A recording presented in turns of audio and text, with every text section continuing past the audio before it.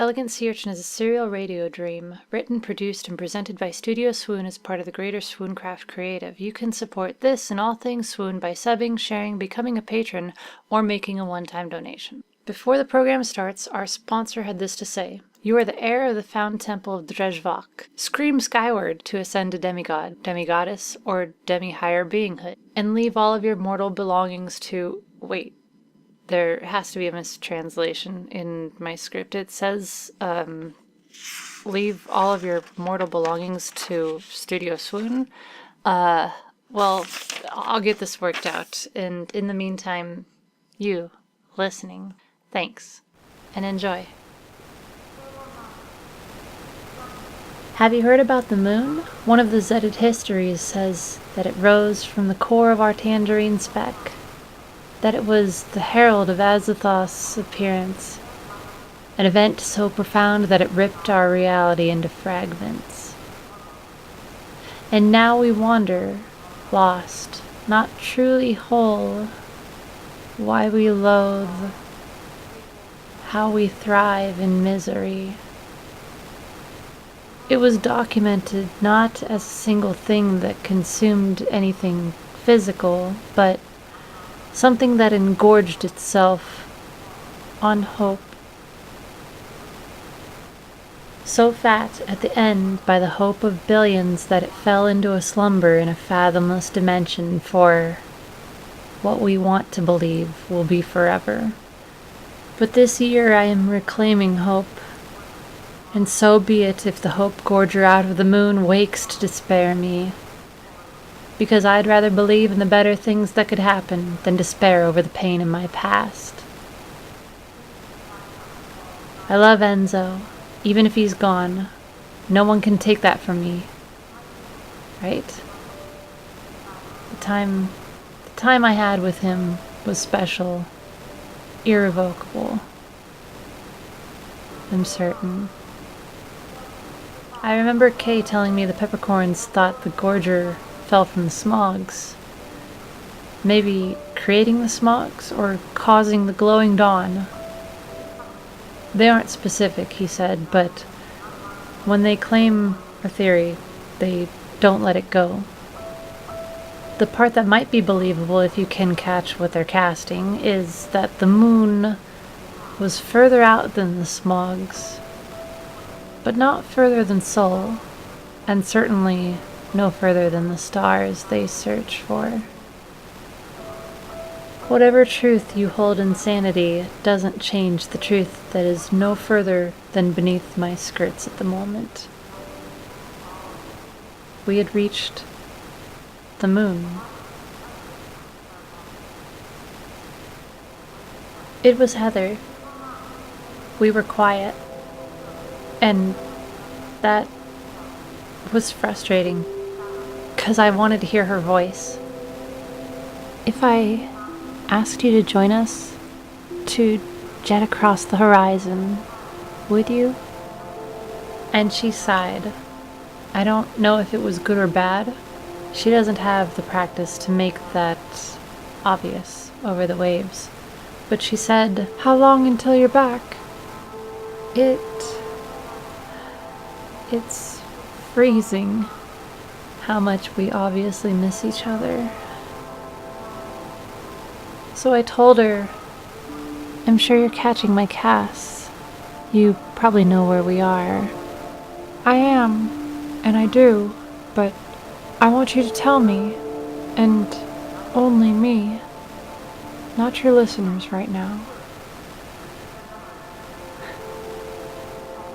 Well, I kicked my legs up and drifted to the floor, half smiling, half grimacing in pain, half wanting to cry from how much it hurt to miss Heather. I still don't know what I'm doing out here, and the Zedded Dukes hurried on ahead of us for something since my leg was slowing us down. Well, we're just past the dunes of grief. Trajectory is over the moon still. Gotta meet up with Jones. I told her that at this rate, it'd probably be the end of the season when we make it to Luna. Maranatha. And I could almost hear Heather smile. I'm already at the seconds of the shore, she began. And we talked like that.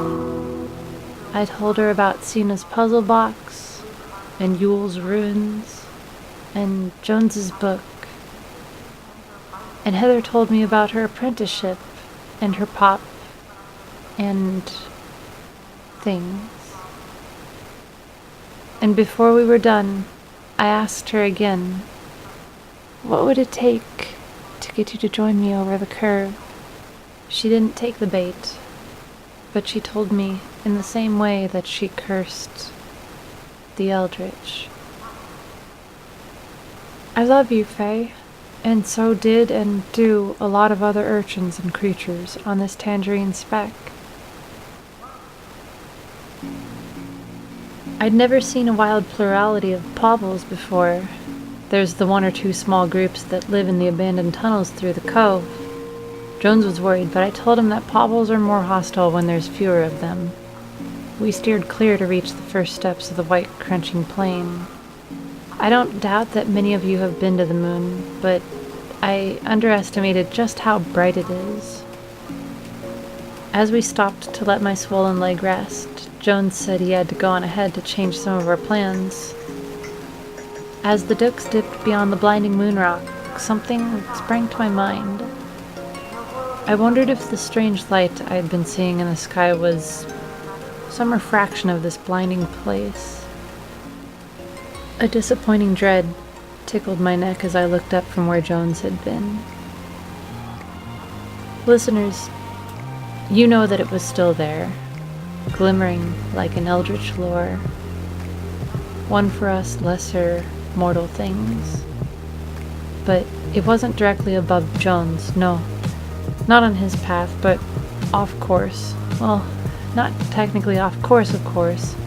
It loomed on the course I had set for us, right at the center of the lunar plains.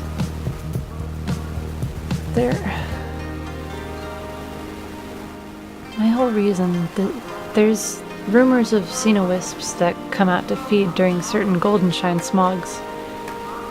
They're supposed to eat on the glowphisms. Well, they don't eat them. They fuse and become these beautiful unnamed bioluminated things. In Crypteenth Terror Husbandry, I kept calling these morphowisps.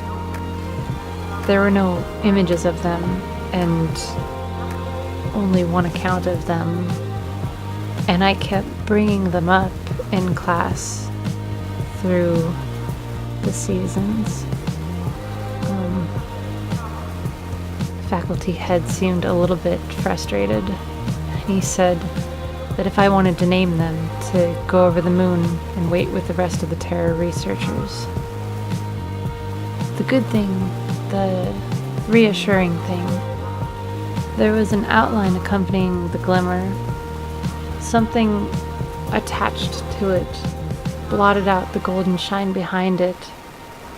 It had a reddish hue, was large, something traditionally made, long spires at angles for mapping time, seasons, years. I think there were centennial spires, but I never paid much attention in higher chronicle charting.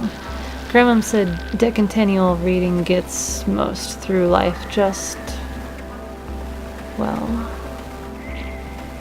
You know, listeners, now that I think about it, if all we have is time to trade in, then... Oh, $8 of the magenta dimensions. If we don't understand centennial and millennial chronology, can we get beg-thucked by the tendrils? I hope not. I hope that the pain of my leg is just making my mind slurry. I do think I'm gonna try to find a ream on chronology, though, just in case.